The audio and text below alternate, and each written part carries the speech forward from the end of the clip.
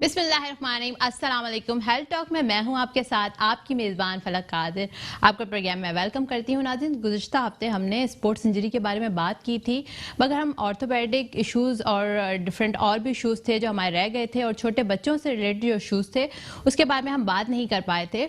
छोटे जो बच्चे होते हैं उनकी हड्डियों के बहुत सारे मसले होते हैं जो हाईलाइट नहीं होते, इसलिए आज हमने अपने प्रोग्राम में इस टॉपिक को बात करने के लिए हमने डॉक्टर को इनवाइट किया है जिनकी स्पेशलाइजेशन ही ऑर्थोपेडिक सर्जरी है, और पीड्स यानी बच्चों में उनकी जो है बहुत ज़्यादा यानी जो भी इश्यूज होते हैं बच्चों के बहुत ज़्यादा एम्फेसाइज करके वो उनको ट्रीट करते हैं। आज हमारे साथ जो है वो डॉक्टर आसिफ फराचा मौजूद हैं जिनकी फेलोशिप अमेरिका, इंडिया और ब्राज़ील से है, और रिसेंटली सर जो है लियाकत नशर हॉस्पिटल के अंदर प्रैक्टिस कर रहे हैं। जी अस्सलाम वालेकुम सर। सर आपका प्रोग्राम में वेलकम करती हूँ। आपकी स्पेशलाइजेशन जो है वो ऑर्थोपेडिक सर्जरी है, और मेन जो है आप छोटे बच्चों के हड्डियों से रिलेटेड इश्यूज़ की जो है वो ट्रीट करते हैं। तो सर आज हमारे व्यूवर्स को बताइएगा कि छोटे बच्चे जो होते हैं उनमें ऑर्थोपेडिक के क्या इश्यूज़ होते हैं, कॉमन इश्यूज़ क्या होते हैं? पहले तो मैं आपको शुक्रिया अदा करूँगा कि आपने मुझे इनवाइट किया। बच्चों के बहुत से इश्यूज़ हैं। एक तो कुछ पैदाइशी इश्यूज़ होते हैं और कुछ बाद के अंदर जो है ना इश्यूज़ होते हैं जिनको हम डेवलपमेंटल प्रॉब्लम्स कहते हैं। जो पैदाइशी इश्यूज़ हैं उसमें सबसे ज़्यादा जो कॉमन हमारे पास आता है वो क्लब फुट आता है, जिनको हम आम ज़ुबान में टेढ़े फुट कहते हैं, टेढ़े पंजे कहते हैं। और उसके बाद फिर हमारे पास बाज़ बच्चे जो प्रेजेंट होते हैं उनके पैदाइशी तौर पे उनके जो कूले होते हैं वो निकले होते हैं, जिसको हम जो है वो DDH कहते हैं। DDH, okay sir. और तीसरा जो आजकल हमारी सोसाइटी में एक बहुत बड़ा प्रॉब्लम आ रहा है वो सेरेब्रल पाल्सी का आ रहा है। ये पैदाइश के बाद किसी वजह से ऑक्सीजन की कमी की वजह से बच्चों के दिमाग कमज़ोर हो जाते हैं, और उसकी वजह से जो है ना उनके हाथ पांव बाद में टेढ़े हो जाते हैं और उनको चलने में दिक्कत होती है। ठीक है, तो ये तो वो है जो कॉमन प्रॉब्लम हमारे पास आते हैं।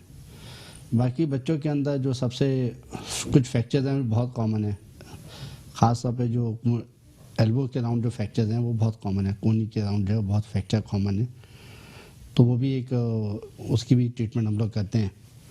और उसके अलावा बाद में और कुछ ऐसी प्रॉब्लम है जिसको ऑस्टियोजेनेसिस परफेक्टा कहते हैं। उससे होता है कि बच्चों की हड्डियाँ जो है ना बहुत कॉमनली टूटती हैं, और उससे हड्डियाँ बाद में टेढ़ी भी होती हैं और टूटती भी हैं, तो उनको भी इलाज की ज़रूरत होती है। तो ये वो कॉमन प्रॉब्लम है जो हम लोग डील करते हैं। लेकिन आजकल जो हमारे पास सबसे ज़्यादा आ रहे हैं केसेज आ रहे हैं वो आ रहे हैं इसके सेरेब्रल पाल्सी के। उसके अलावा बाद बच्चों में कैल्शियम की कमी हो जाती है। कैल्शियम की कमी की वजह से उनकी हड्डियाँ जो होती हैं वो कमज़ोर हो जाती हैं और हड्डियाँ टेढ़ी हो जाती हैं, उसको हम रिकेट्स कहते हैं। रिकेट्स, ठीक है। तो वो उसका भी इलाज जो है वो ज़्यादा किया जाता है, और जो इस रिकेट्स के बाद जो हड्डियाँ टेढ़ी हो जाती हैं और बाद अकाद हम उनको भी जो है वो सीधा करते हैं। तो इसकी भी एक पूरी स्पेशलाइजेशन है कि टेढ़ी बोन को किस तरह जो है वो सीधा किया जाए। सर छोटे बच्चे जो होते हैं उनके टॉपिक्स को हम जो है अपने अक्सर शोज़ में इतना हाईलाइट नहीं करते हैं, और सम टाइम जो है छोटे बच्चों में कंजेनाइटल प्रॉब्लम्स हो जाती हैं, उसको भी हम समझ नहीं पाते हैं, और काफ़ी पेरेंट्स को भी पता नहीं चलता है कि कोई इंजरी हुई, कोई ट्रॉमा हुआ या कोई फ्रैक्चर हो गया बच्चों के अंदर, और वो पैदाइश के साथ जब छोटी सी उम्र में भी उनको हो जाता है, और फिर ग्रोथ के साथ उनकी हड्डियां जुड़ भी जाती हैं। तो क्या एबनॉर्मल हड्डी जुड़ जाती है किसी बच्चे की? नहीं, बच्चों के अंदर हड्डी जुड़ना तो मसला नहीं होता है, और लेकिन अगर हड्डी टेढ़ी जुड़ जाए तो वो प्रॉब्लम करता है। खास तौर पे जो एल्बो है, एल्बो के अराउंड जो फ्रैक्चर्स होते हैं उनमें रिमॉडलिंग नहीं होती है। ओके सर, हमारे साथ एक कॉलर मौजूद है। अस्सलाम वालेकुम। वालेकुम अस्सलाम। कौन और कहाँ से बात कर रहे हैं? मैं कराची से बात कर रहा हूँ। मेरी वाइफ का मसला बताना था। डॉक्टर साहब से पूछना था कि जब वो सोकर उठती हैं या उनके हाथ और जो है ना वो अकड़ सा जाता है, मतलब उंगलियां वगैरह जो है ना उसमें दर्द काफी है, पंजों का ही खाली। ठीक है सर, आप कोई सवाल करना चाहते हैं? नहीं, ये किस उम्र की उम्र क्या है? 45। नहीं, देखिए आपको तो ये जो अलामात है ये गठिया के मर्ज की हैं, और जो है इसके भी स्पेशलाइज्ड डॉक्टर्स मौजूद हैं जिनको रूमेटोलॉजिस्ट कहा जाता है, तो आपको तो बेसिकली रूमेटोलॉजिस्ट से कंसर्न करना चाहिए। बाकी हमारा जो इस वक्त जो टॉपिक ऑफ डिस्कशन है वो तो पीडियाट्रिक ऑर्थोपेडिक्स है, तो इसलिए इसमें तो इस सवाल का जवाब देना मुमकिन नहीं है। बाकी जोड़ अकड़ने की बहुत सी वजूहात होती हैं, कुछ गठिया की वजह से होती है, कुछ वैसे भी सर्दियों में कुछ लोगों के जॉइंट जब अकड़ जाते हैं, तो उसके लिए तो मेरे ख्याल में आपको बेहतर होगा आप किसी रोमेटोलॉजिस्ट से आप कंसल्ट करें। ठीक है, बहुत शुक्रिया सर। सर, जो छोटे बच्चों के अंदर पैर जो है वो राउंड शेप के हो जाते हैं, यानी बैंड हो जाते हैं, तो उसकी क्या वजूहत होती हैं और उसको आप कैसे ऑर्थोपेडिक सर्जरी के थ्रू ट्रीट करते हैं? अच्छा, जो पैदाइशी जो पाँव टेढ़े होते हैं, जिसको जो सबसे जो कॉमनेस्ट है उसमें क्लब फुट होता है। तो क्लब फुट की अभी तक तो कोई वजह से समझ आई नहीं है। बहुत से लोग जो है वो ख़ासतौर पर हमारे रीजन के अंदर किसी चीज़ से, किसी तोहमत से रिलेट करते हैं, तो सब कुछ आज तक अभी तक उसकी वजह पता चली नहीं है, और ये एक बहुत ही कॉमन प्रॉब्लम है।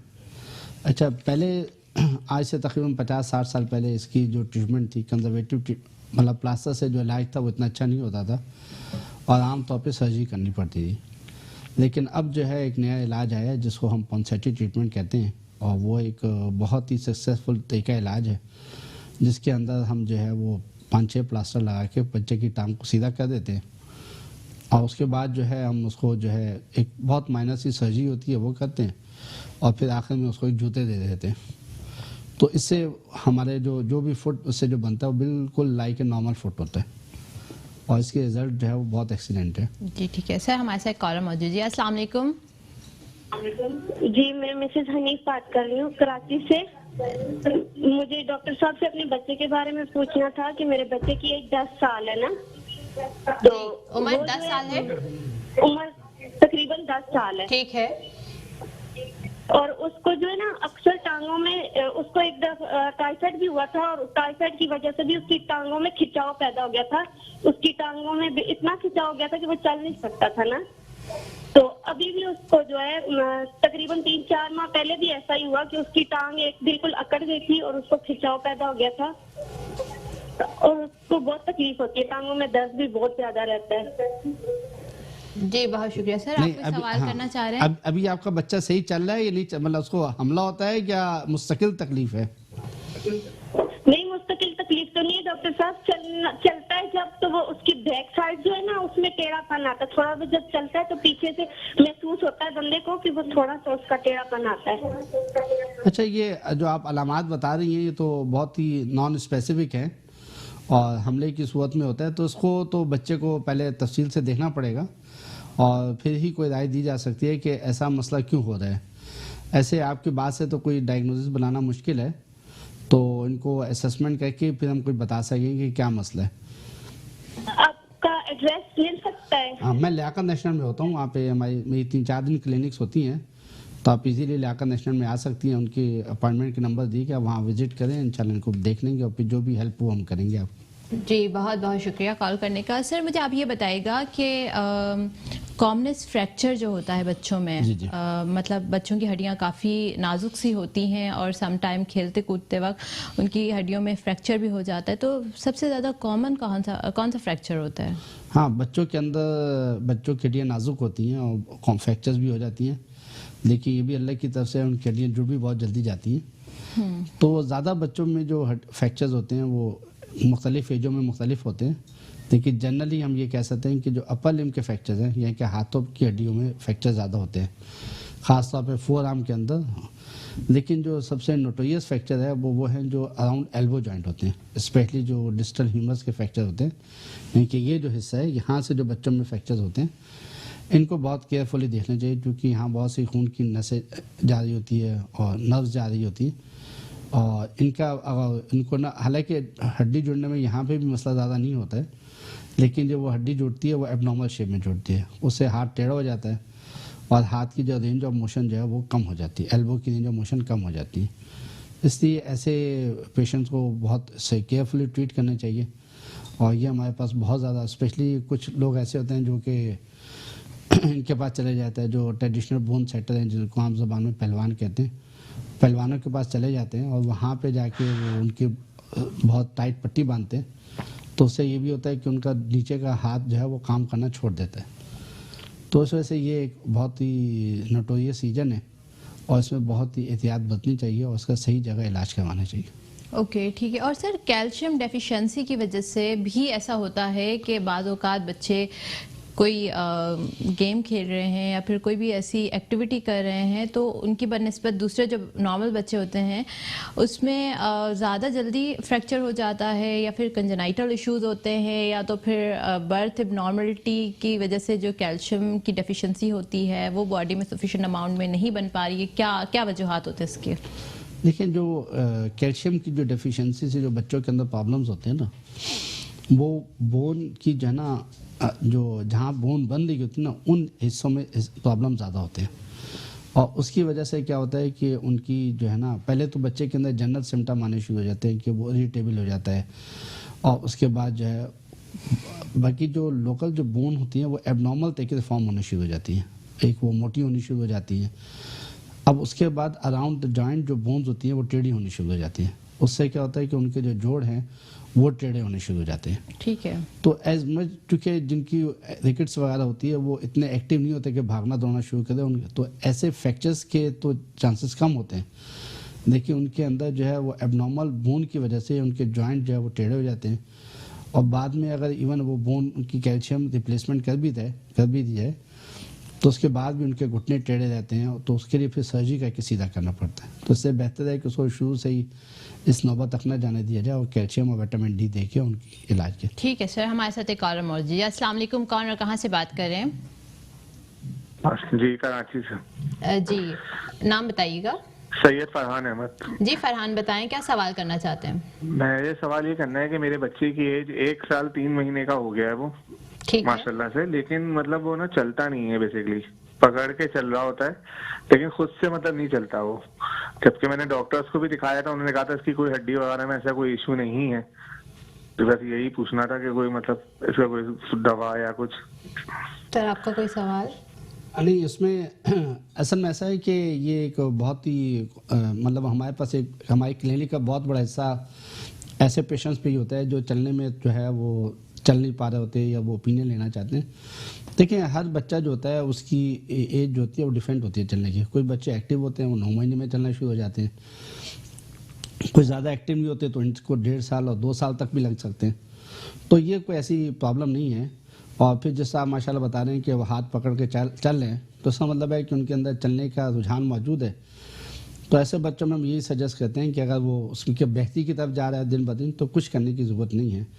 हाँ, एक ऐसा बच्चा है जो कि 1.5 साल का हो गया और लेटा ही हुआ है, बैठ भी नहीं पा रहा है या खड़ा नहीं हो पा रहा, तो उसके बारे में तो कुछ कंसल्ट करने की ज़रूरत होती है या कुछ असेसमेंट की ज़रूरत होती है।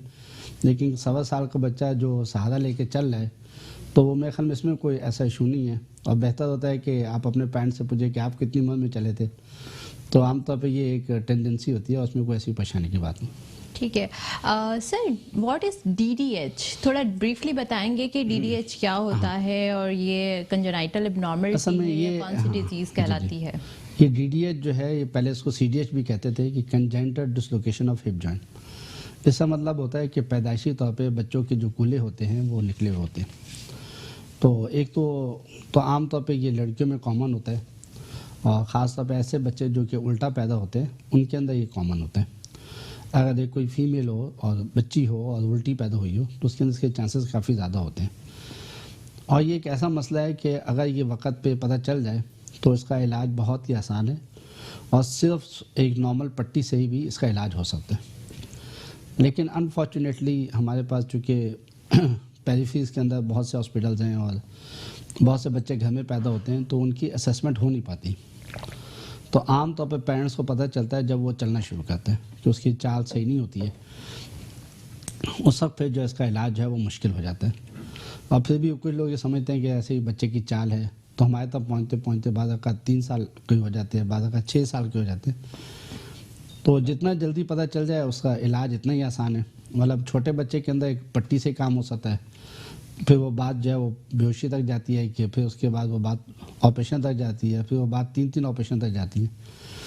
और तजर्बे में ये है कि 6 साल से ऊपर बड़े बच्चे में जब भी ऑपरेशन करते हैं तो उसके रिजल्ट भी इतने अच्छे नहीं होते। तो उसमें अवेयरनेस की जरूरत है। और सबसे इसमें जो अहम बात है वो ये है कि जो भी बच्चा पैदा हो उसकी एक पीडियाट्रिक असेसमेंट होनी चाहिए, चाहे वो ऑर्थोपेडिक सर्जन करे या जनरल पीडियाट्रिशियन करे।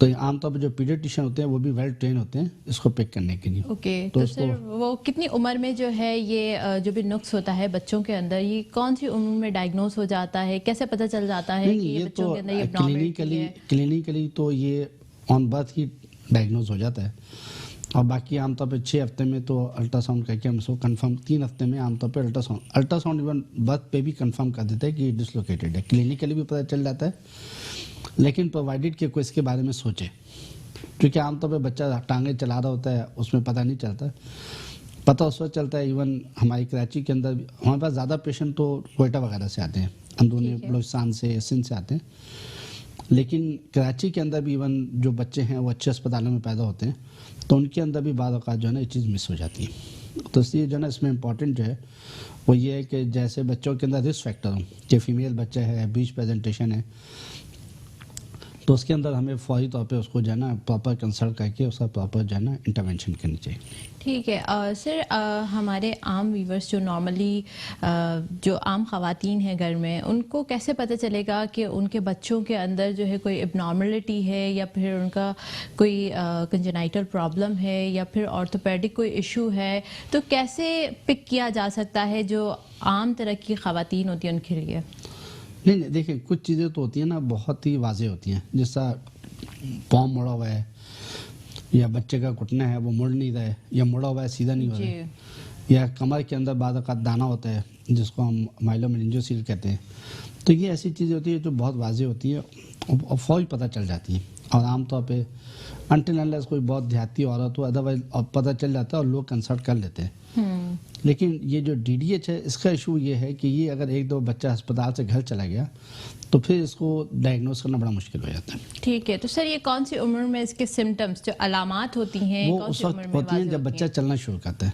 ठीक, जब बच्चा चलता है तो उसकी जो चूँकि गेट एबनॉर्मलिटी होती है वो थोड़ा सा लंगड़ा के चल रहा होता है, और अगर बाद औक़ात दोनों साइड पे हो तो और देर लग जाती है। एक साइड पे हो तो फौरी पता चल जाता है कि चाल सही नहीं है ना, लंगड़ा के चल रहा होता है, लेकिन अगर दोनों साइड पे हो तो फिर उसका और जो है टाइम ज़्यादा लगता है। तो इसलिए जो है वो तो ये प्रॉब्लम है। उसको जो सबसे इम्पोर्टेंट है वो ये है कि जब बर्थ हुई है उसी वक्त उसकी प्रॉपर पीडियाट्रिक असेसमेंट हो जाए, और कोई भी डाउट हो तो फिर ऑर्थोपेडिक को रेफर कर दिया जाए, तो फिर हम इस प्रॉब्लम को इजीली टैकल कर सकते हैं। ठीक है सर, कैल्शियम डेफिशिएंसी और विटामिन D डेफिशिएंसी की वजह से क्या मेंटल डिसऑर्डर्स हो सकते हैं छोटे बच्चों में? देखिए इरिटेबिलिटी वगैरह तो होती है, लेकिन कुछ मेरे ध्यान में तो ऐसा नहीं आ रहा कि कुछ मेंटल इरिटेबल होते हैं बच्चों को, उनको टेटनी हो सकती है, लेकिन जब बहुत ज़्यादा प्रॉब्लम हो, अदरवाइज नॉर्मली ज़्यादा इनकी मैनिफेस्टेशन बोनी होती है। अच्छा, बोनी होती हैं, मेंटल सिम्टम्स इतने कम होते हैं। और सेरेब्रल पाल्सी का कैसे सर आप ट्रीटमेंट करते हैं? देखिए सेरेब्रल पाल्सी सर थोड़ा हमारे व्यूवर्स को बताएगा कि सेरेब्रल पाल्सी क्या है और इसके स्टेजेस होते हैं, या तो फिर ब्रेन में कोई एबनॉर्मलिटी होती है, या तो फिर चलने फिरने में, क्योंकि इसकी तो डिफरेंट टाइप्स होती हैं। एक्चुअली सेरेब्रल पाल्सी का जो एक डेफिनेशन है वो ये है कि एक प्री मैच्योर ब्रेन को जब कोई भी इंसल्ट हो जाए, यानी उसको ऑक्सीजन की जो है वो कमी हो जाए, तो उसकी वजह से ब्रेन का कुछ ऐसा डैमेज हो जाता है। हम उसको कह सकते हैं, ठीक है सर, हम सिंपली उसको कह सकते हैं कि जिस तरह हमारे पास जो है वो अडल्ट के अंदर स्ट्रोक होता है, इस तरह बच्चों के अंदर सेरेब्रल पाल्सी होती है। ठीक है। अब स्ट्रोक की शिद्दत भी जो है वो हमें सही पता चलती नहीं है कि कितनी शिद्दत, मतलब बाद औक़ात बंदा चल ही नहीं सकता, और बाद औक़ात जो होता है वो चल सकता है लेकिन हाथ का इस्तेमाल नहीं कर सकता। इस तरह सेरेब्रल पाल्सी के अंदर भी ब्रेन इन्वॉल्व होता है, और बाद औक़ात वो जिस्म के एक साइड को इन्वॉल्व करता है, बाद औक़ात दोनों साइड को इन्वॉल्व कर लेता है, बाद औक़ात टोटल बॉडी इन्वॉल्व होती है कि वो बच्चा जो है वो बेचारा अपनी गर्दन भी नहीं टिका सकते। ठीक है। तो इसके अंदर जो सबसे पहले है वो तो डायग्नोसिस है। तो उसके लिए हमारे पास पीडियाट्रिक न्यूरोलॉजिस्ट होते हैं जो सबसे पहले असेसमेंट करके बहुत अर्ली डायग्नोसिस कर लेते हैं। ठीक है। ऑर्थोपेडिक का रोल आमतौर पे 2 इयर्स से 3 इयर्स के बाद स्टार्ट होता है, और फिर ऑर्थोपेडिक इंटरवेंशन करते हैं, क्योंकि हम लोग उस वक्त इन्वॉल्व होते हैं जब उसकी सेरेब्रल पाल्सी की वजह से उसके मसल कॉन्ट्रैक्ट कर जाते हैं। ओके, मसल कॉन्ट्रैक्शन जब हो जाती है तो आप पीडियाट्रिशियन, ऑर्थोपेडिक पीडियाट्रिशियन की रोल आता है वहाँ पे। ठीक है। या उसके कोई जॉइंट डिसलोकेट हो जाए सेरेब्रल पाल्सी के, तो फिर हम अपनी असेसमेंट करते हैं, और उसके बाद फिर हम लोग देखते हैं कि इसको इस स्टेज पे क्या ज़रूरत है, तो अर्लीस्ट ट्रीटमेंट जो हम लोग देते हैं वो तो फिजियोथेरेपी का है। फिजियोथेरेपी का इसमें बहुत बड़ा रोल है, न्यूरोलॉजिस्ट का, फिजियोथेरेपिस्ट का। उसके बाद जो है वो फिजियोथेरेपी से भी अगर वो मसल रिलैक्स होता है, क्या है कि जो दिमाग होता है ना वो मसल्स को कंट्रोल कर रहा होता है। ठीक है। और जब दिमाग मुतासिर हो जाता है तो उसी वजह से जो मसल्स होते हैं वो सख्त हो जाते हैं, अनकंट्रोल हो जाते हैं।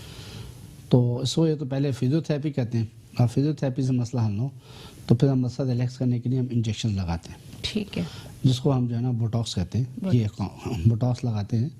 तो उससे क्या होता है कि मसल रिलैक्स हो जाता है, फिजियोथेरेपी हो तो बच्चे की रिहेबिलिटेशन जो है वो आसान हो जाती है। ठीक है सर, हमारे साथ एक कॉलर मौजूद है। अस्सलाम वालेकुम, कॉलर कहाँ से बात कर रहे हैं? वालेकुम अस्सलाम। सर आपसे ये मालूम करना था कि मेरी सिस्टर है, उनकी जो बच्ची है वो तकरीबन 1.5 साल से ज्यादा की हो गई है। ठीक है। तो वो बज़ाहिर पैर तो रखती है लेकिन एक पैर तिरछा रख के जैसे चलती है, तो वो बैलेंस उसका नहीं होता, जाहिर है बगैर उसके चल नहीं सकती सहारे के। ठीक है। तो यही मालूम करना था कि आया कोई मसला तो नहीं कि हम दिखाएं भी किसी अच्छे डॉक्टर को। ठीक है, आपने कोई ऑर्थोपेडिक से ओपिनियन लिया है? एक डॉक्टर को दिखाया था तो उनका कहना था कि वैसे तो ये पैर सही जमा रही है, पैर सही रख रही है, लेकिन कुछ टाइम लगेगा इन्हें चलने में। लेकिन हमें महसूस होता है कि जैसे वो एक टांग जो है ना तिरछी रख के जैसे अपने आप को घसीट रही होती है। ठीक है सर, आपका कोई सवाल? नहीं, इसमें असल में ये है कि ऐसे बच्चों को अब चूंकि 1.5 साल की भी हो गई है और अभी भी पैर घसीट के चल रही है, तो मेरा ओपिनियन ये होगा कि इनको पहले एक असेसमेंट करनी चाहिए। क्योंकि और ये एक टांग रख रही है, एक टांग सही रख रही है और एक टांग जो है वो सही नहीं रख पा रही है, तो इसको असेसमेंट की ज़रूरत है। असेसमेंट करके ही हम इसके बारे में कोई राय दे सकेंगे कि हो सकता है कोई इशू ना हो। मैंने जिस तरह बताया कि बच्चों के अंदर कुछ थोड़ी सी डिले होता है कुछ बच्चों के अंदर, तो वही मसला हो, लेकिन हमें इसको देखना पड़ेगा। क्योंकि अब जिस तरह भी मैं आपसे बात कर रहा था, डीडीएच की बात कर रहा था, तो उसके अंदर भी ऐसा ही होता है कि एक टांग जब नॉर्मल रख लेते हैं, एक टांग जो है उसमें एबनॉर्मलिटी हो सकती है। ठीक है। तो इनको असेसमेंट की ज़रूरत है, असेसमेंट करवाएं इनकी, और फिर उसके बाद हम फाइनल राय दे सकेंगे। लेकिन बाज़ाहिर ये लग रहा है कि वो कितना बड़ा इशू है नहीं, कोई इतना बड़ा इशू नहीं है। ठीक है सर। सर हम बात करते हैं फिजियोथेरेपी की, जी। कि जो फिजियोथेरेपी है उसका बहुत रोल होता है कंजेनाइटल इश्यूज को भी रिजॉल्व करने में, या फिर कोई पैरों में इशू है या हाथ में इशू है तो उसको आप फिजियोथेरेपी से भी ट्रीट कर सकते हैं विदाउट एनी इंटरवेंशन या सर्जरी। तो सर इसको आप थोड़ा हमारे व्यूवर्स को बताइएगा, क्योंकि फिजियोथेरेपी की इतनी अवेयरनेस अभी तक लोगों के अंदर है नहीं, या तो फिर लोग ये समझते हैं कि ये फिजिकली ट्रीटमेंट है तो शायद इसका कोई इतना अच्छा रिजल्ट नहीं होगा। तो इसका क्या रोल होता है ये डिजीज को ट्रीट करने में? देखिए, कोई भी जो प्रॉब्लम होती है ना उसका इलाज जो है ना वो एक बंदा नहीं कर सकता। ठीक है। आजकल जो चीज़ें हो रही हैं वो एक टीम अप्रोच की बात हो रही है कि एक बच्चा है उसको पहले न्यूरोलॉजिस्ट एसेस करे, फिर ऑर्थोपेडिक वाले एसेस करें और फिर फिजियोथेरेपी को रेफर किया जाए, और वो under the umbrella of orthopaedic and neurologist जो है वो बच्चे की फिजियोथेरेपी करें। अनसुपरवाइज फिजियोथेरेपी भी नहीं होनी चाहिए, और ये होना चाहिए कि अभी अंडर सुपरविजन जब एक एज ए टीम वर्क हो रहा होता है तो फिर उसके अंदर हमें उस चीज़ के रिजल्ट मिलते हैं। खाली ऑर्थोपेडिक सर्जन भी अकेला काम करेगा तो उसको नहीं रिजल्ट मिलेगा जब तक कि वो अपनी टीम के साथ काम नहीं करेगा। तो this is a team work, specially in physiotherapy, specially in cerebral palsy. आपको उसमें बहुत से फिजियोथेरेपिस्ट, ऑक्यूपेशनल थेरेपिस्ट और सब लोग इसके में इन्वॉल्व होते हैं। ऑर्थोटिक्स जो जो जूते बनाते हैं इनके, तो फिर हमें जाके अल्टीमेटली इसके रिजल्ट जो है वो मिलते हैं। ठीक है। और सर जो फिजियोथेरेपी होती है सम टाइम अगर उसको रॉन्ग वे में किया जाए या फिर ऐसी उसकी एक्सरसाइज कर दी जाए तो मसल जुड़ने की जगह फिर एबनॉर्मल भी हो जाता है और इश्यूज बढ़ जाते हैं उसमें क्या? देखिए, उसमें ये है कि मैंने यही बताया कि अंडर सुपरविजन होनी चाहिए। होता ये है कि एक हमारे साथ ऐसे एक हादसा हुआ कि एक बच्चा था, उसके पाँव भी टेढ़े थे और घुटने भी टेढ़े थे। जी ठीक है। तो हमने उनको जो भी ट्रीटमेंट था हमने उनका एडवाइस किया। अब वो घर में गया तो जो बड़े बूढ़ों ने कहा नहीं जी भाई आप किसी थेरेपिस्ट को बुलाएं। अब वो थेरेपिस्ट था या what ever, I should not से फिजियोथेरेपिस्ट था वो। बाज़ अगर कोई मसाजर होगा, कोई माई होगी, अब उसने उसकी टांग को ना खींच दिया। ओके। अच्छा, उनको प्रॉब्लम दोनों टांगों में थी। अब वो टांग खींच के उन्होंने सीधी कर दी। ठीक है। अब वो जब बाद में हमने एक्सरे कराया तो पता चला कि उसकी दोनों बोन्स जो थी वो फ्रैक्चर हो गई। ओके। अब एक 2 महीने के बच्चे में आपने उसकी दोनों जो बोन्स हैं ग्रोथ प्लेट वाली जगह पे वो डैमेज हो गई उसकी। तो ये हर चीज़ सुपरविजन के अंदर होती है। और क्या हमें फिजियोथेरेपिस्ट को बताना होता है कि भाई आपने ये फिजियोथेरेपी का मतलब ये नहीं है कि आपने जोर लगा के कोई चीज़ सीधी करनी है, बल्कि उसमें उनके बहुत से टेक्निक्स यूज करनी है। जी सर, हमारे साथ एक कॉलर पे मौजूद है। अस्सलाम वालेकुम, कौन और कहाँ से बात कर रहे हैं? जी अस्सलाम वालेकुम। मैंने डॉक्टर साहब से एक सवाल मालूम करना कौन और कहाँ से बात करें? थोड़ा इंट्रोडक्शन दे जी दें। मैं भी कराची से बात कर रही हूँ। ये मेरे लेफ्ट जो ब्लेड है, शोल्डर से नीचे वाला जो ब्लेड है, लेफ्ट ब्लेड, उसके अंदर की तरफ बहुत शदीद दर्द होती है जब मैं कोई काम करती हूँ, जैसे सब्जी काट रही हूँ, खाना बना रही हूँ, तो इतनी शदीद दर्द होती है कि जब तक मुझे कोई खड़ा करके दबाए ना मेरे ऊपर, तो तब तक मुझे सुकून नहीं मिलता। जब भी काम करती हूँ तभी होती है, और एक ही तरफ होती है, सिर्फ लेफ्ट ब्लेड में होती है। तो ये डॉक्टर साहब से पूछें कि किस वजह से होती है। तकलीफ उस वक्त बहुत बढ़ जाती है जब मुझे कोई काम करना पड़ता है। आपने कोई ऑर्थोपेडिक ओपिनियन लिया है, यानी कोई हड्डी के डॉक्टर के पास गई हैं आप कभी? मैंने क्या कहते हैं न्यूरो सर्जन से मालूम किया था, वो कह रहे हैं कि पट्टों का दर्द है, मगर वो फिर उससे कहते हैं सिकाई करें, वो 2 मिनट के लिए ठीक होता है, मगर ये मुस्तकिल मतलब ये मुझे काफी सालों से है ये तकलीफ। ठीक है सर, आपका कोई सवाल? नहीं, कोई उसमें ऐसा है कि आपको जो स्कैपुलर पेन है ये, तो स्कैपुलर पेन, अच्छा एक तो पहली तो हम ये बात कहेंगे, हमारा आज जो टॉपिक है वो तो पीडियाट्रिक्स का है, तो अडल्ट प्रॉब्लम को तो हम एड्रेस नहीं करेंगे। और दूसरी बात है कि अब हर चीज़ की स्पेशलाइजेशन आ गई है, तो उसके अंदर स्पेशलिस्ट को दिखाना अच्छा रहता है। लेकिन जनरली मैं ये कह सकता हूँ कि आपको जो दर्द है इसकी 2 वजूहत होंगी, या तो आपकी गर्दन से दर्द आ रहा होगा या आपकी कंधे की वजह से। अब वो तो जब हम उसको किसी आप ऑर्थोपेडिस्ट को दिखाएंगे तो वो उसको लोकलाइज करेगा कि पेन का ये आ कहाँ से है। स्कैपुला में सेल्फ पेन नहीं होता है, तो उसके बाद ही फिर आगे कुछ तशखीस की जा सकेगी और इलाज किया जा सकेगा। इस वक्त तो हम थोड़ा सा आपको कोई ज़्यादा गाइड नहीं कर पाएंगे। बाकी हमारे क्लिनिक्स होती हैं, हमारे पास स्पोर्ट्स सर्जन भी हैं, डॉक्टर सुफियान हैं, डॉक्टर काजिम हैं, लियाकत नेशनल में होते हैं। आप उनको एक दफ़ा चेक करा लें तो वो आपकी जो भी हेल्प होगी वो करेगी। ठीक है सर, जो मस्कुलर पेन होता है, कुछ लोग इसको और हड्डी के जो पेन होता है उसको को रिलेट करते हैं, और छोटे बच्चे तो ऑब्वियस सी बात है कि वो इतना डिफाइन नहीं कर पाते कि हमें कहाँ दर्द हो रहा है, तो उसको कैसे डिस्टिंग्विश किया जा सकता है या कैसे हम इसको डिफ्रेंशिएट करेंगे? देखिए वो तो हमेशा जब भी हम, एक तो हमें हिस्ट्री एग्जामिनेशन से हमें एक्चुअली पता चल जाता है। ठीक है। बच्चों के अंदर मस्कुलर पेन तो बहुत कम होते हैं, लेकिन ज़्यादा उनको जो प्रॉब्लम्स होती हैं वो बोन रिलेटेड ही होती हैं। तो वो लेकिन होता है कि बाद का इतने छोटे बच्चे होते हैं कि वो बोल भी नहीं पा रहे होते हैं और जी वो बात समझा भी वही पीट्स के जो होते लेकिन वो होता ही है कि हम जब इतने बच्चे देखते रहते हैं तो देखते देखते हमें अंदाज़ा हो जाता है भाई इसको जो है वो क्या प्रॉब्लम हो सकता है। जिससे आपको मैं मिसाल दूँ, अभी जिस हमारे पास कॉमन आता है कि एक बच्चा होता है वो गिर गया, गिरने के बाद वो कहते हैं कि बच्चा हाथ नहीं चला रहा। अब हमें अंदाज़ा फ़ौरन हो जाता है कि इसके अंदर मोस्ट प्रोबेबली इसको जो है, क्योंकि होता है कि बच्चा गिरता है तो पेरेंट्स जो है ना उसको उठा लेते हैं, तो आमतौर पे ना इसका आउट स्ट्रेच हैंड उठाते हैं, इसका हाथ करके उठाते हैं, तो इसका उठाने से क्या होता है कि रेडियल हेड जो है वो सबलक्स हो जाता है। ओके। जिसको पुल्ड एल्बो कहते हैं। ठीक है। तो खैर, लेकिन जब भी हमारे पास वो आते हैं तो पहले हम जो और एसोसिएटेड प्रॉब्लम पॉसिबल हैं, क्लेविकल फ्रैक्चर है, सुपर कंडाइल फ्रैक्चर, वो हम क्लिनिकली एक्सक्लूड कर लेते हैं। और फिर जब हमें अंदाजा होता है कि सब पुल्ड एल्बो है तो उसका एक मैनिपुलेशन होती है, वो कहते हैं, तो हमें बहुत अच्छा रिस्पांस मिल जाता है। ठीक है। कि बच्चा रोता हुआ आता है और आमतौर पे जो है वो 10-15 मिनट के अंदर हंसता खेलते हुए चला जाता है। अच्छा। तो विद एक्सपीरियंस हमें जो है वो अंदाज़ा हो जाता है कि इस बच्चे का क्या इशू। ठीक है। एक और बहुत कॉमन प्रॉब्लम है कि जो बच्चे होते हैं ख़ास तौर पे जो क्रॉलिंग कर रहे होते हैं या जो शुरू में चलना शुरू करते हैं, तो वो आमतौर पे गिरते हैं तो वो लेके आते हैं पेरेंट्स के, बच्चे जो टांग नीचे नहीं रख रहे। तब उसमें अंदाज़ा ये हो जाता है कि आमतौर पे इरिटेबल हिप भी हो सकता है, लेकिन ज़्यादा कॉमन जो होता है वो टीबिया के फ्रैक्चर हो जाते हैं, जिनको हम टॉडलर्स फ्रैक्चर्स कहते हैं। ठीक है। तो विद एक्सपीरियंस हमें जो है वो चीज़ों का पता चल जाता है, तो फिर उसके मुताबिक ही हम जो है वो आगे इलाज करें। अच्छा सर, ये बताइएगा कि जो रेडिएशंस होती हैं, यानी एक्सरे रेडिएशंस, तो काफ़ी मतलब एडल्ट्स के लिए भी कहते हैं कि थोड़ा प्रिवेंट करना चाहिए इससे, तो छोटे बच्चों के अंदर जो है वो एक्सरे बार बार करवाना या फिर मतलब डिफरेंट जो उनके जॉइंट्स हैं उसको देखने के लिए एक्सरे की टेक्निक ठीक है?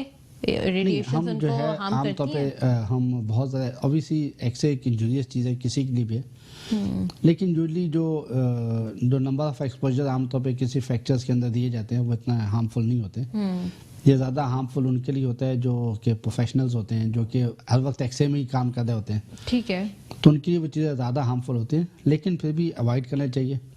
तो हम आमतौर पे जब अपना हमें रिजल्ट मिल जाते हैं तो हम अननेसेसरी एक्सरे नहीं करवाते, बल्कि अब अगर मैं कहूँ कि 50% बाद औक़ात हम एक्सरे जो करवाते हैं वो पेरेंट्स की सेटिस्फेक्शन के लिए करवाते हैं ठीक है कि वो चाहते हैं कि एक्सरे हो जाए, लेकिन हमारी तो कोशिश ये होती है जहाँ हमें नीड होती है वहीं पे करवाते हैं। आमतौर पे हम एक्सपोजर से सर मतलब फिजिकल या क्लिनिकल फीचर्स से ही आप डायग्नोज कर लेते हैं कि कंफर्म ये तो अभी प्रॉब्लम हो जब सकती तक है। कंफर्म तो हमें अब जैसा बताऊँ ना आपको कि एक पेशेंट का पुल्ड एल्बो है, ठीक है अब हमने रिड्यूस किया, वो सेट हो गया, देखिए इसके बावजूद 12 का फैमिली नहीं डॉक्टर साहब आप एक्सरे करवा लें, तो 12 का हम लोग मजबूर हो जाते हैं। और 12 का जब हमें डाउट होता है तो हम फिर भी उसमें जो है वो एक्सरे करवा लेते हैं, देख लेते हैं। ठीक है बट सर मतलब आप लोग चाहते हैं कि थोड़ा रेडिएशन से प्रिवेंट ही हो तो बेहतर है। एक चीज़ है जो अननेसेसरी है, चाहे वो अडल्ट हो या बच्चा हो, तो उससे तो अवॉइड ही करना चाहिए। ठीक है जो एक चीज़ नेसेसरी नहीं है और एक हार्मफुल भी है, चाहे थोड़ा भी हार्म है और नहीं तो फाइनेंशियल हार्म तो है ही है ना, जी जी बिल्कुल बिल्कुल तो उससे अवॉइड करना चाहिए। लेकिन जब हमें लगता है कि ये अवॉइडेबल नहीं है और ज़ाहिर बात है बहुत ज़्यादा इम्पोर्टेंट है और हम चीज़ मिस तो नहीं करना चाहते ना, तो फिर हम करवाते हैं उसमें फिर हम। ठीक है। और सर रिकेट्स का बताइएगा कि रिकेट्स का ट्रीटमेंट आप कैसे करते हैं? हाँ, रिकेट्स के लिए भी हम सबसे पहले तो रिकेट्स की बहुत सी एग्जाम होती हैं। एक तो सबसे कॉमनेस्ट तो ये होता है जो विटामिन डी की डेफिशिएंसी से होती है, ये तो सबसे कॉमनेस्ट है। देखिए इसकी भी और भी एग्जाम होती हैं, तो उसके लिए विटामिन डी की डेफिशिएंसी से जो होता है तो ये कंजेनाइटल हो सकता है, यानी कि मदर से सफिशिएंट अमाउंट में बच्चे तक ट्रांसफ़र नहीं हुआ विटामिन डी, या फिर क्या इशू हो सकता है? नहीं, ये विटामिन डी तो एक्वायर्ड ही होता है, एक्वायर्ड ही होता है। ठीक है, जब वो माँ के पेट में होता है तो वो तो अपना हिसाब पूरा रखता है। ठीक है, ऑब्वियसली उसकी वजह से माँ के अंदर जो है विटामिन डी और कैल्शियम की कमी हो सकती है, और जो कि हमारे इस माशरे में बहुत ज़्यादा है। ठीक है, क्योंकि हमारे यहाँ सन एक्सपोजर नहीं है।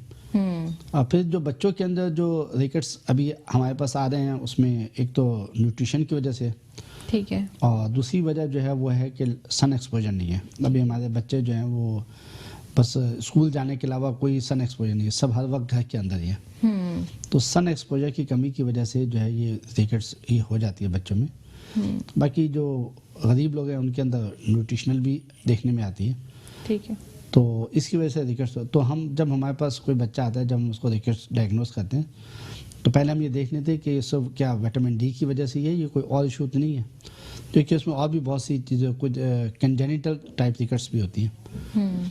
तो उसके लिए हमारा हमेशा पीडियाट्रिशियन से एसोसिएशन रहती है कि मेडिकल ट्रीटमेंट हम दोनों मिलकर कंबाइन करते हैं। हमारा ज़्यादा रोल उस वक्त आता है जब उसके जो है हमें लगता है कि बोनी डिफॉर्मिटीज़ हो रही हैं, तो पहले हम प्रिवेंशन में हम लोग इन्वॉल्व होते हैं, उनके लिए ऑर्थोटिक बनाते हैं। और अगर एक दफ़ा डिफॉर्मिटी हो जाए तो फिर उसकी करेक्शन के हम लोग इन्वॉल्व होते हैं। तो उसके डिफरेंट मेथड्स होते हैं, ठीक है, तो डिस्कस नहीं किए जा सकते। और बाकी ये है कि हमेशा अगेन हमारी एक कंबाइंड ट्रीटमेंट, जैसा लियाकत नेशनल में डॉक्टर हमारे डॉक्टर काशिफ हमारे साथ होते हैं, तो हम जो भी मेरे केसेस होते हैं मैं उनको रेफर कर देता हूँ, फिर हम मिलकर डायग्नोसिस बना लेते हैं और फिर उसके अकॉर्डिंगली हम उसको ट्रीट करते हैं। ठीक है। और सिर्फ बच्चों की तो ट्रीटमेंट अगर कोई सर्जरी भी होती है तो उनकी हीलिंग बहुत जल्दी हो जाती है, क्योंकि ग्रोथ मैकेनिज्म उनका बहुत फास्ट होता है एज कम्पेयर टू एडल्ट्स, तो वो इजीली अगर। और सिर्फ छोटे बच्चों में सर्जरी का क्या रुझान है, मतलब पेरेंट्स का क्या है, वो किस तरह रोल अदा करते हैं, अलाउ करते हैं सर्जरी के लिए? असल में आपको बच्चों के मुख्तलिफ प्रॉब्लम्स होते हैं, जैसा बात हुई है। देखें हमेशा शुरू से ये ट्रेंड है और अभी भी यही ट्रेंड है कि जिस जगह भी हम सर्जरी से अवॉइड कर सकें हमें करना चाहिए। ठीक है ना, सर्जरी ऑलवेज ए ट्रॉमा, कि आप एनेस्थीसिया भी दे दें और फिर उसके बाद जो है सर्जरी है, लेकिन जहाँ नेसेसरी होती है वहाँ करनी पड़ती है। और जहाँ हम अवॉइड कर सकें तो बच्चों के अंदर सर्जरी ज़्यादातर जो फ्रैक्चर्स होते हैं वो बगैर ऑपरेशन के ही ट्रीट होते हैं। ठीक है, हाँ, लेकिन कुछ फ्रैक्चर्स हैं जैसा मैंने आपको बताया, अराउंड एल्बो जॉइंट है या हिप के अराउंड फ्रैक्चर्स हैं, उसके अंदर फिर या आमतौर पे तो उसमें हमें बार सर्जरी करनी पड़ती है। लेकिन लॉन्ग बोन फ्रैक्चर्स जो है वो ज़्यादातर, ये भी डिपेंड करता है बच्चे की एज कितनी है। बहुत छोटा बच्चा है, जैसा बार पैदाइश के टाइम पे भी बच्चों के फ्रैक्चर्स होते रहते हैं, जी जी, तो हम उनमें तो खाली वो प्लास्टर की भी इवन जरूरत नहीं होती, वो खाली वो टंग डिप्रेसर रखते हैं, उससे काम हो जाता है उनका। अच्छा, लेकिन जैसे बच्चे बड़े हो जाते हैं तो ट्रीटमेंट मुश्किल होती जाती है और सर्जरी की तरफ ज़्यादा जाना पड़ता है, इस तरह का सिस्टम है। ठीक है सर, आपकी स्पेशलाइजेशन जो है वो फुट एंड एंकल है और उसकी डिफॉर्मिटीज़ को जो है वो ठीक करना है, तो सर इसके बारे में आप बताइएगा कि कैसे जो है आप इसको ट्रीट करते हैं छोटे बच्चों में, न्यूनेट से लेकर और टोडलर एज होती है तब तक, क्या? फुट और एंकल और पीडियाट्रिक ऑर्थोपेडिक का बहुत क्लोज रिलेशनशिप ठीक है। लेकिन अब जिस तरह जो बच्चे होते हैं जिनको न्यूरोलॉजिकल प्रॉब्लम होती है, साइबर पॉल्सी तो हमने एक बताया, बाकी और भी डिजीज हैं, पोलियो है, शार्कोट में मल्टीपल डिजीजेज हैं। तो अब यही बच्चे अडल्ट होते हैं तो फिर ऑब्वियसली वो फुट की प्रॉब्लम्स तो रहती हैं, अगर पहले नहीं ट्रीट हुई हैं तो फिर हम उनमें इन्वॉल्व होते हैं उनकी करेक्शन के अंदर। तो ऐसा फिर लेके हम फुट और एंकल अडल्ट के अंदर भी मैं उनको ट्रीट करता हूँ, अच्छा। क्योंकि वो एक एक्सटेंशन है पीडियाट्रिक की। ठीक है। तो इस वजह से फुट और एंकल में भी इन्वॉल्वमेंट है हमारी, और उसके अंदर पीडियाट्रिशियन के अंदर भी। ठीक है सर, तो यानी स्पेशलाइजेशन जो है वो आपकी फुट एंड एंकल, पीड्स प्लस जो है वो एडल्ट्स है। जी जी। ठीक है सर। और ट्रॉमा के लिए क्या है सर, ट्रॉमा के लिए क्या ट्रीटमेंट होना चाहिए? नहीं, किन के बच्चों के अंदर? बच्चों में प्लस एडल्ट्स दोनों का सर से नहीं नहीं, ये तो खैर तो ये तो पूरी ये किताब खुल जाएगी। लेकिन जैसा बच्चों को मैंने हमारे इस प्रोग्राम को जो दिया, वो बच्चों के अंदर जो एल्बो की इंजरीज जो है और स्पेशली अपर लिम्ब की इंजरीज के अंदर हमारे यहाँ जो है बहुत बड़ा प्रॉब्लम है। इवन अभी भी हम लोग देखते हैं कि लोग जो है ना वो रात को बोन सेटर के पास चले जाते हैं। इवन हमारे इन गुलशन में भी और उसके अंदर इन इलाकों में भी लोग जो है ना जाके वो टाइट बैंडेज करवा लेते हैं। इवन ये भी होता है कि घर में कोई एक्सपर्ट कोई होता है, कोई फिजियोथेरेपिस्ट कोई हो गया, कोई ऐसा हो गया, कोई मतलब कोई भी बंदा होता है जिसको थोड़ी सी भी नोहा होती है तो वो एक टाइट बैंडेज बांध देते हैं। तो अपर लिम्ब के अंदर और इवन लोअर लिम्ब के अंदर कभी भी पेशेंट को क्रेप नहीं बांधना चाहिए। अच्छा। हाँ, कभी भी कोई बैंडेज ना बांधे, आप उसको छोड़ दें, उसका हाथ को गले में डाल दें। अगर बहुत पेन हो रहा है तो उसको एक न्यूज़पेपर पड़े होते हैं घर के अंदर या और कोई किसी किस्म कोई गत्ता पड़ा हुआ है तो वो लगा के उसको हल्का सा रैप कर दे।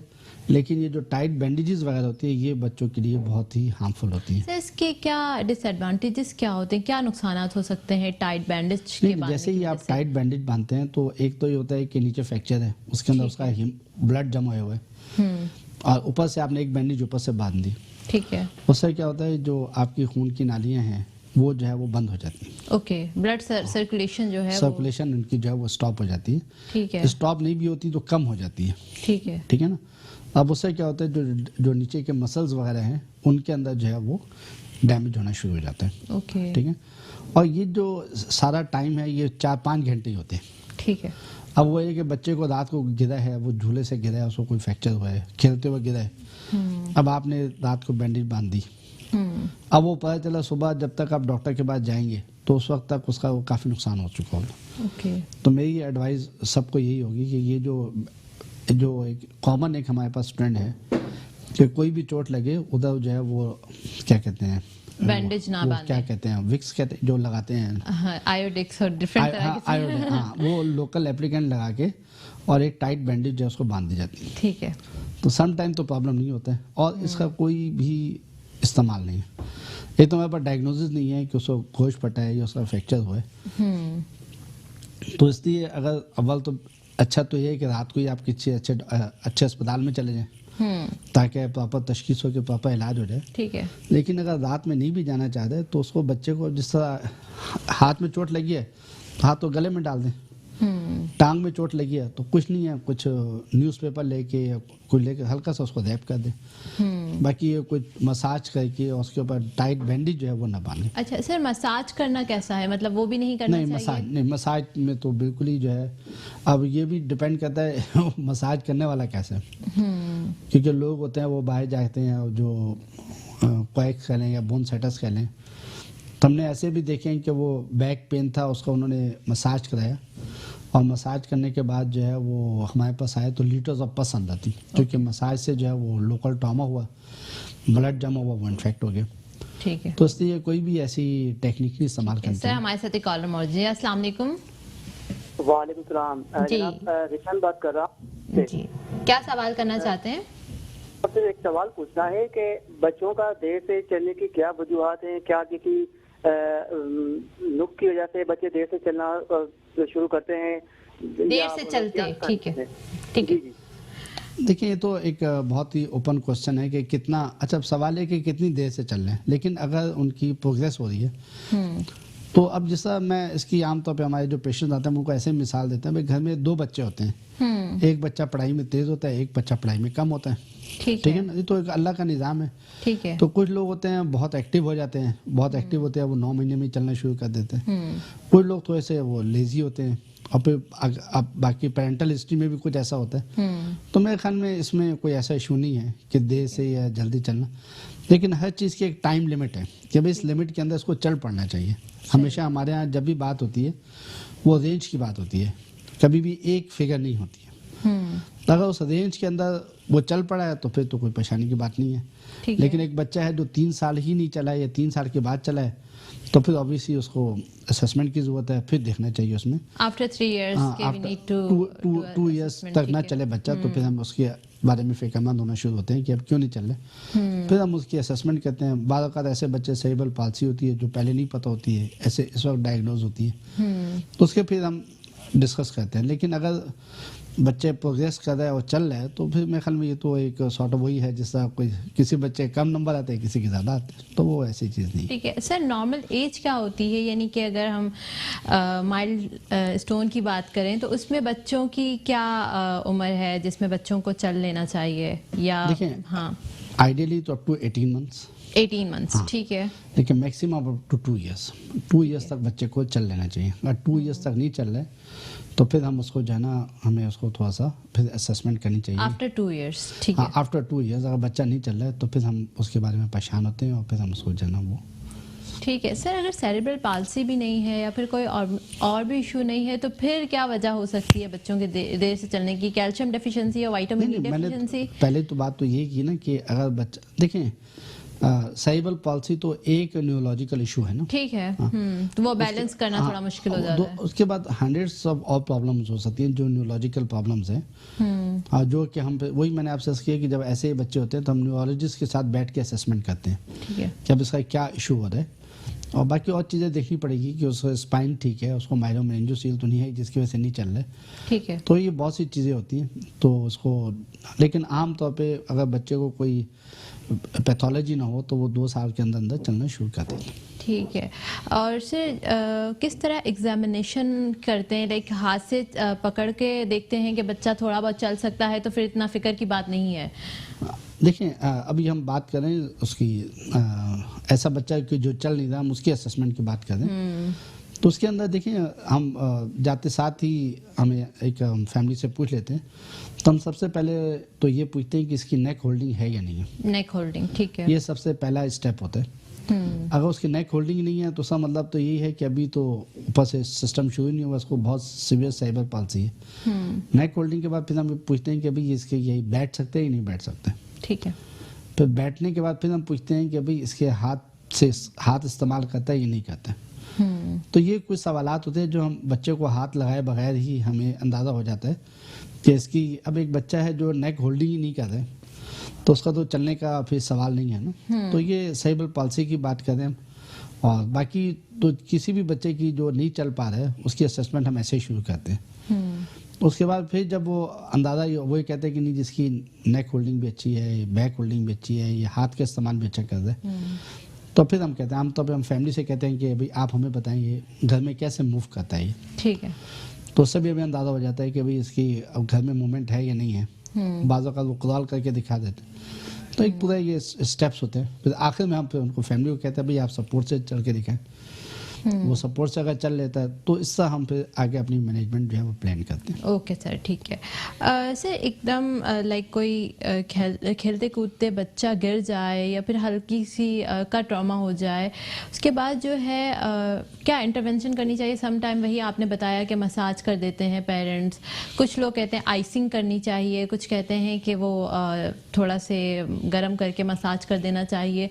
क्या ट्रीटमेंट होना चाहिए for a time of emergency? रात के टाइम पर अगर कोई इंजरी हो गई बच्चे को तो उस वक्त इतना इमरजेंसी में हॉस्पिटल भी नहीं लेके जा सकते, तो क्या करना चाहिए उस सूरत हाल में? हाँ, देखें, अगर तो कोई चोट की जगह ऐसी है जो कि वाज़ेह नज़र आ रही है, हमारा का होता है कि वो जगह विजिबल नहीं होती है, और फिर हम ये अंदाज़ा है कि खाली सूजन है या क्या वो वाकई उसको बहुत पेन भी होता है। अगर तो पेन हो रहा है तो उसको स्प्लिंट कर देना चाहिए, और स्प्लिंटिंग का जिसका मेथड मैंने आपको बताया कि कोई न्यूज़पेपर या कोई भी हार्ड चीज़ लेके आप उसको थोड़ा सा रोल करके राउंड करके उसको थोड़ा सा होल्ड कर। ठीक है। बाकी जहाँ जो आप दीगर चीज़ें बता रही हैं तो उसमें सबसे जो चीज़ है एक्यूट ट्रॉमा के अंदर वो है आइसिंग। ठीक है ना। तो आइसिंग जो है, देखें, लोकल ऑइंटमेंट के बारे में तो वैसे भी दुनिया में अभी कंसेंसस है भी नहीं कि क्या लोकल ऑइंटमेंट का कोई रोल है भी या नहीं है। ठीक है ना। ये तो आमतौर पे सिर्फ साइकोलॉजिकली उसको पेशेंट को रिलीफ देता है।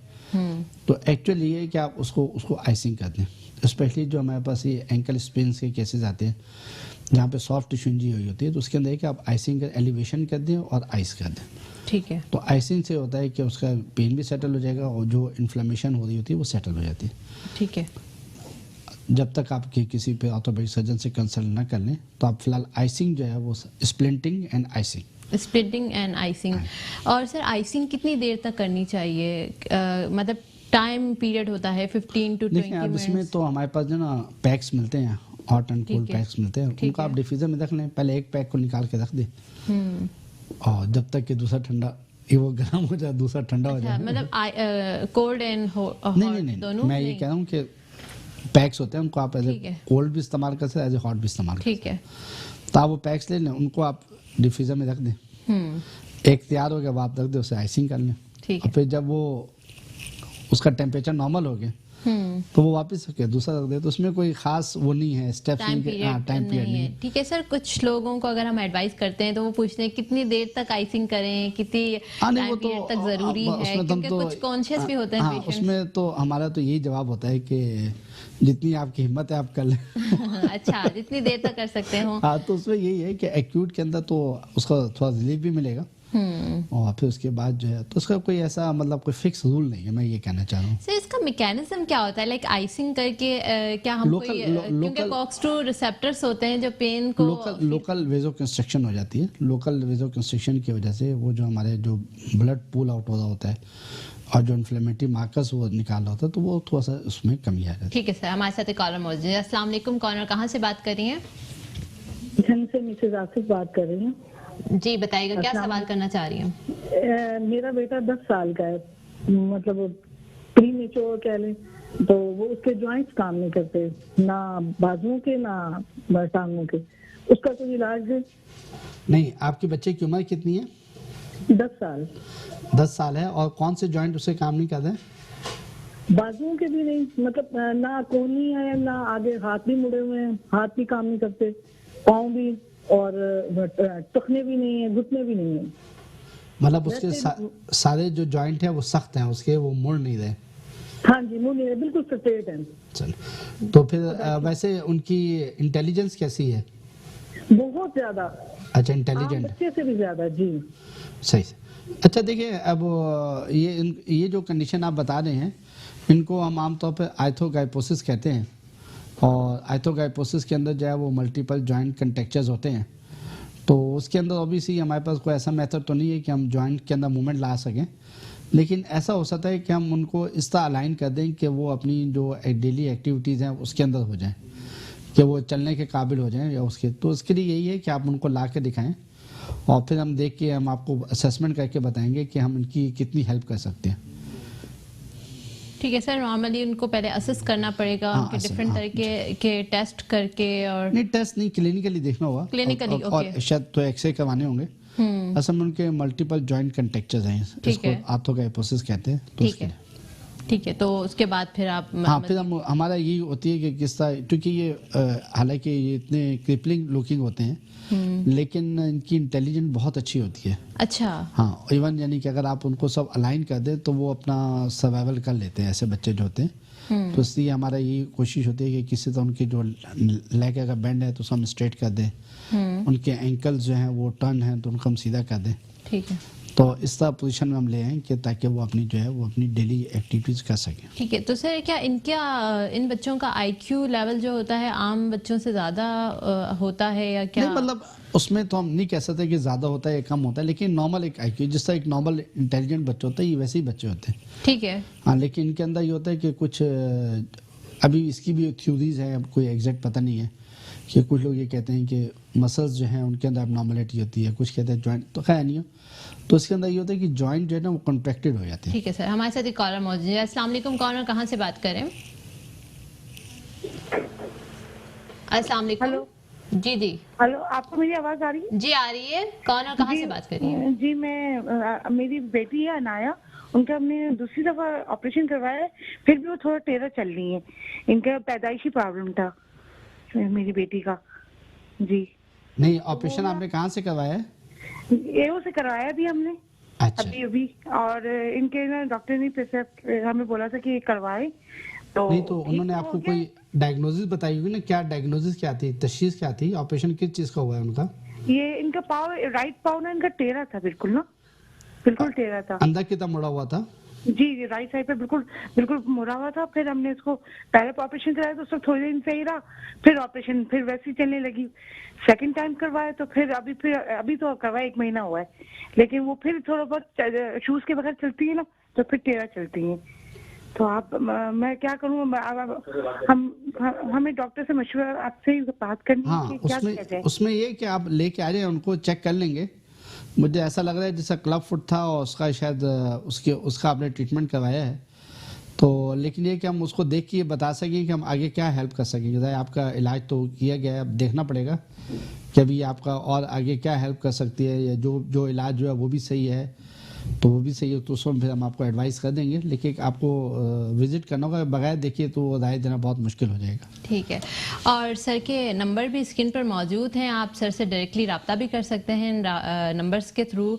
सर आपने आज हमें बहुत सारी इन्फॉर्मेशन प्रोवाइड की, स्पेशली जो है पीडियाट्रिक सर्जरी के रिगार्डिंगली बहुत सारे क्वेश्चंस ऐसे थे जो काफ़ी जो है वो हाइट थे, और आज हमने इसको डिस्क्लोज करके और हमारे व्यूअर्स को बताया कि किस तरह जो है पीट्स के अंदर इश्यूज हो सकते हैं। आपका बहुत शुक्रिया, अपना कीमती वक्त निकाल के हमारे प्रोग्राम में तशरीफ़ लाए। हम अपने प्रोग्राम का अख्ताम यहीं करते हैं। अपनी मेज़बान फलक कादिर को इजाज़त दीजिएगा। बहुत शुक्रिया, अल्लाह हाफ़िज़।